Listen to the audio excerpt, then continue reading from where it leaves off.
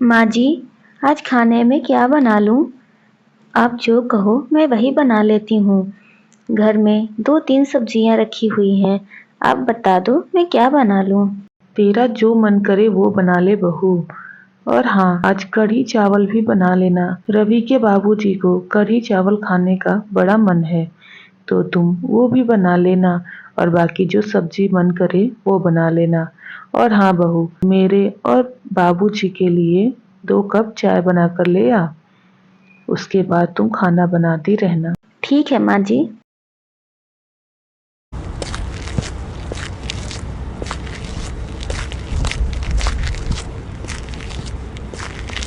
निर्मला, निर्मला हमारी बहू कितनी समझदार है। शादी के 2 साल हो गए लेकिन अब तक वो खाना तुमसे ही पूछ कर बनाया करती है। कोई भी काम करने से पहले वो तुमसे बिना पूछे कोई काम नहीं करती। ये देखकर मुझे बहुत खुशी होती है। वैसे हमारी बहू है तो बहुत अच्छी। हाँ जी, बात तो सही है, लेकिन हमारे रवि के शादी को 2 साल हो गए, अभी तक कोई औलाद नहीं हुआ। मैं बस ये चाहती हूँ कि मेरे रवि को जल्दी से एक बेटा हो जाए और हमें एक पोता मिल जाए। बस हमारी जिंदगी के सारे दुख ही दूर हो जाएंगे। ये अपने पोते का मुंह देखकर तो मेरी सारी परेशानियां ही खत्म हो जाएंगी। वो बात तो है निर्मला, लेकिन अगर पोता हो या पोती हो क्या फर्क पड़ता है। हमें बस मेरे हमारे बेटे के लिए बच्चा चाहिए। पोता पोती में क्या फर्क है। नहीं नहीं जी, मुझे बेटी नहीं, मुझे पोती नहीं चाहिए। मुझे तो अपने घर के लिए पोता ही चाहिए। और आप ज्यादा उल्टी सीधी बातें ना करो। अपने जुबान से इस तरह से फालतू बातें ना करो। देखना मेरा पोता ही होगा। फिर ऐसे ही समय बीतता जाता है और कुछ महीने बाद मनीषा को पता चलता है कि वो माँ बनने वाली है, जिस वजह से वो बहुत ही ज़्यादा खुश हो जाती है। और ये बात जब शाम को उसका पति आता है तो उससे बताती है। रवि भी ये बात सुनकर बहुत खुश हो जाता है और फिर वो ये खुशखबरी अपनी माँ को बताने जाता है। की माँ भी ये खुशखबरी सुनकर बहुत ही ज़्यादा खुश हो जाती है और फिर उससे कहती है, अरे वाह बेटा, तू सही कह रहा है। ये तो बड़ी खुशी की बात है बेटा। मेरा पोता जल्द ही मेरे गोद में आने वाला है। बहू के बच्चे की लिंग की जांच करा ले कि वो बेटा है या बेटी, क्योंकि मुझे तो सिर्फ पोता ही चाहिए। माँ की बातें सुनकर रवि फिर कुछ नहीं कह पाता और फिर माँ से माँ से हाँ कहकर वहाँ से चला जाता है। ये आप क्या कह रहे हैं जी? एक तो शादी के 2 साल बाद मैं माँ बनने वाली हूँ और आप ये चाहते हैं कि आप हमारे बच्चे की लिंग की जांच कराएं। अरे क्या फर्क पड़ता है, चाहे बेटा हो या बेटी, होगा तो वो हमारा ही औलाद ना। शादी के 2 सालों बाद मैं माँ बनने वाली हूँ और आप, भगवान ने मुझे ये खुशी दी है और आप ये सब कर रहे हो। आप कब से ऐसे हो गए? आप तो पढ़े लिखे हो। आप ही तो कहते थे कि आपको बेटी चाहिए, फिर ये आप ऐसा क्यों कर रहे हैं जी? तुम बात समझने की कोशिश करो मनीषा। मैं ऐसा कुछ नहीं चाहता हूँ, लेकिन तुम तो जानती हो ना कि इस घर में माँ जैसा कहती हैं वैसा ही होता आया है आज तक। और मैं अगर माँ की बात नहीं माना तो माँ को बहुत बुरा लगेगा। वो चाहती हैं कि हमारा बेटा ही। तो आप माँ को समझा भी तो सकते हैं। ये कितनी गलत बात है अगर हम अपने बच्चे के साथ ऐसा करें। मैंने उनको बहुत समझाने की कोशिश की, लेकिन वो मेरी कोई बात मानने को तैयार ही नहीं है। अब तुम ही बताओ मैं क्या करूं? अगर मैं ऐसा नहीं करूंगा तो मेरी माँ दुखी हो जाएगी। अब मैं बेटे का फर्ज निभाऊं या एक पिता का, मुझे समझ में नहीं आ रहा है। दूसरे दिन ही वो लोग डॉक्टर के पास जाते हैं,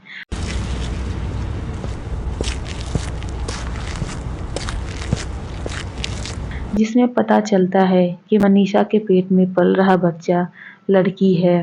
फिर वो दोनों घर आते हैं तो मनीषा अपने कमरे में चली जाती है और रवि अपनी माँ के पास जाता है और उसे सारी बातें बताता है, जिसे सुनकर निर्मला को बहुत ही ज्यादा गुस्सा आ जाता है और वो कहती है, क्या लड़की होने वाली है? सत्यानाश! मुझे तो लग ही रहा था, इसीलिए मैंने तुझसे कहा था कि बच्चे की लिंग की जांच करा जाकर।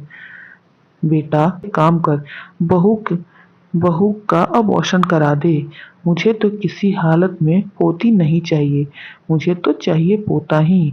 एक बार अबॉर्शन हो जाएगा तो दूसरी बार मेरा पोता जरूर आएगा। क्या ये आप क्या कह रहे हैं जी? क्या आप मेरे बच्चे को इस दुनिया में आने से पहले ही मार देना चाहते हैं? अरे, आप कैसे बाप हैं, कैसे पिता हैं आप? वो हमारा बच्ची, वो हमारी बच्ची है, अभी नन्ही सी जान है।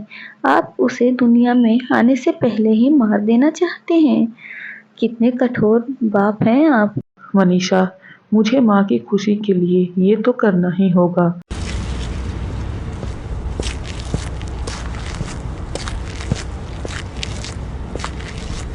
वो लोग कई डॉक्टर के पास जाते हैं, लेकिन सारे डॉक्टर मनीषा का अबॉर्शन करने के लिए मना कर देता है और कहता है कि इससे मनीषा की जान का भी खतरा हो सकता है। फिर वो लोग घर आ जाते हैं और रवि जाकर अपनी माँ को सारी बातें बताता है, जिसे सुनकर जिसे सुनकर निर्मला को बहुत ही ज्यादा गुस्सा आता है और वो कहती है, अब अबॉर्शन नहीं हो सकता, ये कैसे हो गया? तू डॉक्टर को पैसे देने की तो बात करता, वो जरूर कर देता। वो अबॉर्शन पैसे लेकर तो कोई भी डॉक्टर कर देता है। अब मनीषा का अबॉर्शन नहीं हो सकता है क्योंकि तीसरे महीने से ज़्यादा हो गया है और अगर अब ऐसे में उसका अबॉर्शन किया गया तो उसकी जान को खतरा भी हो सकता है। इसीलिए कोई भी डॉक्टर उसका अबॉर्शन करने के लिए तैयार नहीं हुआ। मैंने पैसे भी देने की बात कही, लेकिन कोई उसका अबॉर्शन करने के लिए तैयार नहीं है।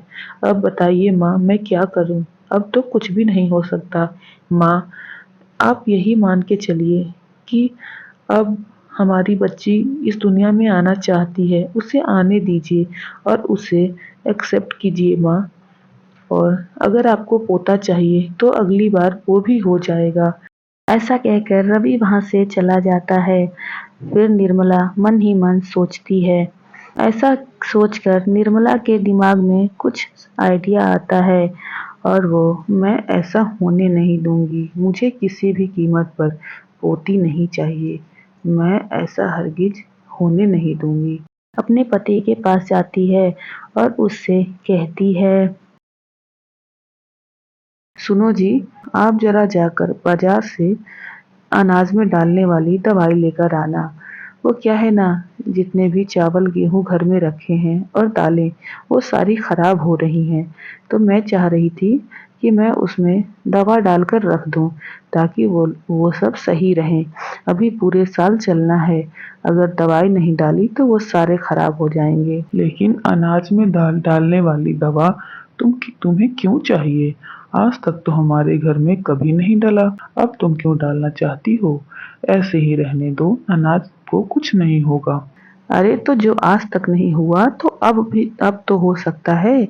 जरूरी है जो काम पहले नहीं हुआ वो अब ना हो। पहले इतने कीड़े नहीं लगते थे, पर अब बरसात की वजह से बहुत ज्यादा कीड़े लग रहे हैं। आप चुपचाप जाकर दवाई ला देना, ज्यादा मुझसे बहस करने की कोई जरूरत नहीं है।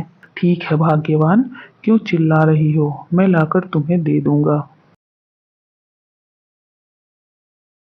फिर दूसरे दिन सुबह जब रवि ऑफिस चला जाता है और मनीषा किचन में काम कर रही होती है, तभी निर्मला हलवे में उस दवाई को और मिला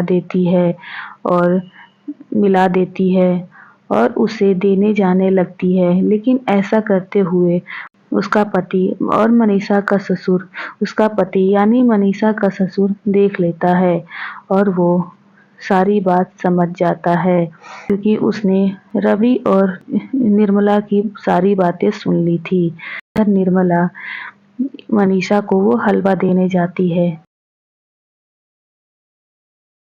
मनीषा बहू, क्या कर रही है बहू? अगर तेरा काम खत्म हो गया हो, ये हलवा मैंने तेरे लिए बनाई है, तू इसे खा ले। तुझे थोड़ा अच्छा लगेगा और ये तुम्हारे बच्चे के सेहत के लिए भी अच्छा है। ठीक है बहू, ये खा ले। जी माँ जी, बस काम हो ही गया है, बस थोड़ा सा बाकी है। ठीक है माँ जी, आप रख दीजिए, मैं खा लूंगी। तभी तभी उसका निर्मला, पति निर्मला, आवाज लगाता है, निर्मला, यहाँ तो जिसकी आना। आवाज अरे सुनकर ओ निर्मला निर्मला। उसके पास जाती है। क्या हुआ जी? क्यों चिल्ला रहे हो? कोई बात है क्या? तुम जरा मेरे लिए एक गिलास गर्म पानी लेकर आओ, मुझे दवाई खानी है। ठीक है, मैं अभी आपके लिए लेकर आती हूँ।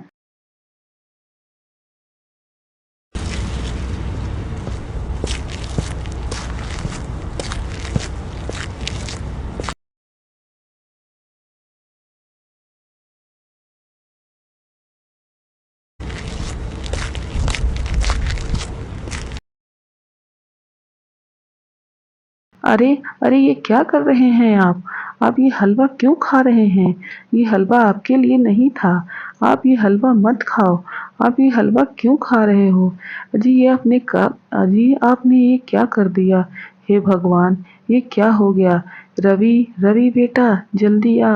रवि बेटा, जल्दी आ बेटा।